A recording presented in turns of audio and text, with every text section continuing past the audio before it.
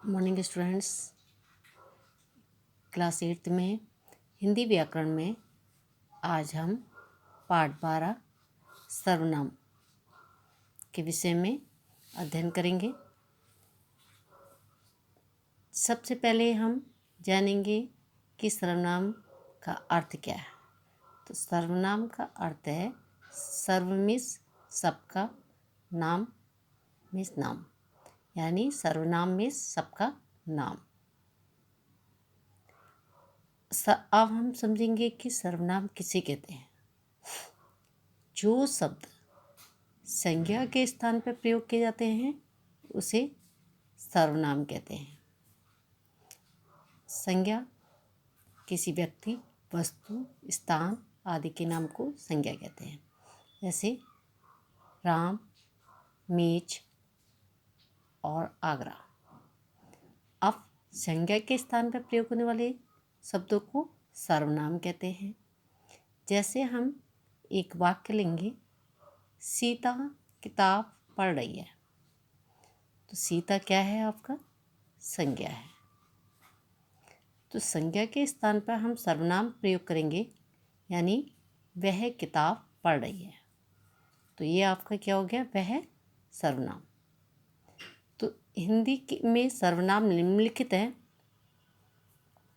मैं, हम, तू, तुम, आप, यह, वह, कोई, कुछ, जो, को, क्या, कौन आदि। ये हिंदी में सर्वनाम है जो संज्ञा के स्थान पर प्रयोग किए जाते हैं। अब हम सर्वनाम के संबंध में कुछ विशेष जानकारी रखेंगे। सर्वनाम जो है निकटता और दूरी का ज्ञान कराते हैं।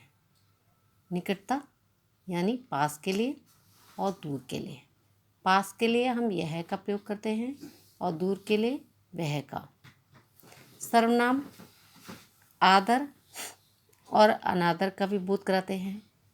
जैसे आदर के लिए आप और अनादर के लिए तू। सर्वनाम निश्चय और अनिश्चय का बोध कराते हैं। निश्चय जैसे यह मेरी किताब है। अनिश्चय बाहर कोई खड़ा है, या दाल में कुछ पड़ा है। सर्वनाम दोनों लिंगों के लिए प्रयोग होते हैं। पुल्लिंग और स्त्रीलिंग में समान रहते हैं। सर्वनाम में दो वचन होते हैं, एक वचन और बहुवचन। सर्वनाम का संबोधन कारक नहीं होता, जबकि संज्ञा का संबोधन कारक होता है। तो सर्वनाम के संबंध में कुछ विशेष हमें जानकारी रखना आवश्यक है कि जैसे सर्वनाम निकटता के लिए और दूर के लिए, सर्वनाम आदर और अनादर के लिए, सर्वनाम निश्चय अनिश्चय का बोध कराते हैं। सर्वनाम में दोनों लिंगों में समान रहते हैं, यानी पुल्लिंग और स्त्रीलिंग में। सर्वनाम में दोनों वचनों का प्रयोग होता है, एक वचन और बहुवचन। अब हम समझेंगे सर्वनाम के भेद। सर्वनाम के कितने भेद होते हैं? सर्वनाम के 6 भेद होते हैं। सबसे पहला है पुरुषवाचक सर्वनाम, दूसरा है निश्चयवाचक सर्वनाम, तीसरा अनिश्चय, चौथा संबंधवाचक सर्वनाम, पांचवा प्रश्नवाचक सर्वनाम, छठा निजवाचक सर्वनाम। तो सर्वनाम के कितने भेद हैं? 6। सबसे पहला है पुरुषवाचक सर्वनाम। पुरुषवाचक सर्वनाम में बोलने वाले, लिखने वाले, सुनने वाले व्यक्ति के लिए जिन सर्वनामों का प्रयोग किया जाता है वे पुरुषवाचक सर्वनाम कहलाते हैं। अब पुरुषवाचक सर्वनाम के कितने उपभेद हैं? तो पुरुषवाचक सर्वनाम के तीन उपभेद होते हैं। कौन कौन से? आपने संस्कृत में पढ़े होंगे। पुरुष यानी प्रथम पुरुष, मध्यम पुरुष, उत्तम पुरुष। तो इसमें सबसे पहले आपका दिया है उत्तम पुरुष। उत्तम पुरुष में आता है मैं, हम दोनों, हम सब, यानी बोलने वाला स्वयं।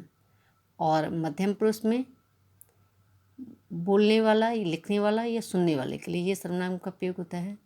जैसे तुम दोनों, तुम सब।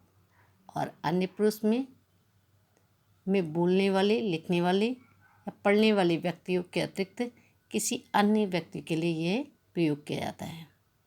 जैसे वह, वे दोनों, वे सब। तो पुरुषवाचक सर्वनाम के कितने उपभेद हैं? 3।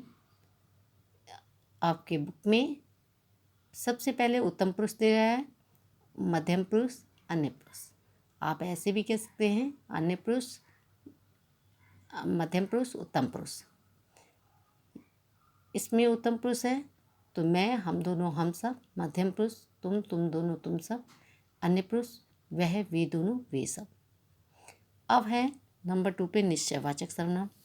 जो सर्वनाम किसी निश्चित व्यक्ति का या वस्तु का बोध कराते हैं उसे निश्चयवाचक सर्वनाम कहते हैं। जैसे यह मेरी किताब है,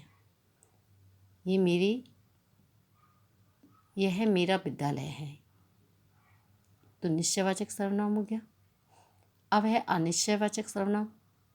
किसी अनिश्चित व्यक्ति, वस्तु या घटना का जो शब्द बोध कराते हैं उन्हें अनिश्चयवाचक सर्वनाम कहते हैं। जैसे कोई, कुछ।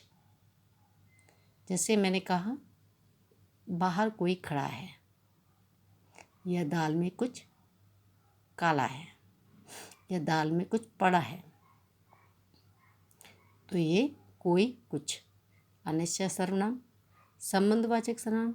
जिस सर्वनामों से अगले पिछले उपवाक्य का कुछ संबंध दर्शाया जाता है उसे संबंधवाचक सर्वनाम कहते हैं।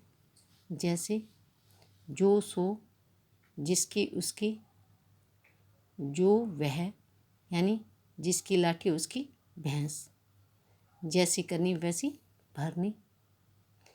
तो ये आपका संबंधवाचक सर्वनाम हो गया। नंबर 5 प्रश्नवाचक सर्वनाम। जो सर्वनाम किसी प्राणी या वस्तु के विषय में प्रश्न के लिए प्रयुक्त होता है वह प्रश्नवाचक सर्वनाम होता है। जैसे कचरा किसने फेंका था, तुम कहाँ गए थे, तुम्हारा क्या नाम है। अब है निजवाचक सर्वनाम।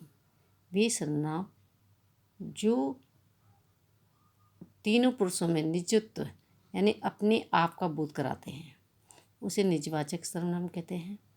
जैसे आप, स्वयं, खुद, अपने आप।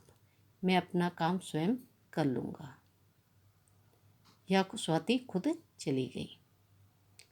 तो बच्चों आज आपने सबसे पहले सर्वनाम का अर्थ यानी सबका नाम, सर्वनाम के संबंध में कुछ विशेष जानकारी, फिर सर्वनाम के भेद 6 होते हैं। सबसे पहला पुरुषवाचक सर्वनाम जिसके 3 उपभेद होते हैं, उत्तम पुरुष, मध्यम पुरुष, अन्य पुरुष। और नंबर 2 पे निश्चयवाचक सर्वनाम, अनिश्चयवाचक सर्वनाम, संबंधवाचक सर्वनाम, प्रश्नवाचक सर्वनाम, निजवाचक सर्वनाम। तो बच्चों आज आपने सर्वनाम के भेद के बारे में जाना और आशा करती हूँ आपको सर्वनाम अच्छे ढंग से समझ में आ गए होंगे। Thank you.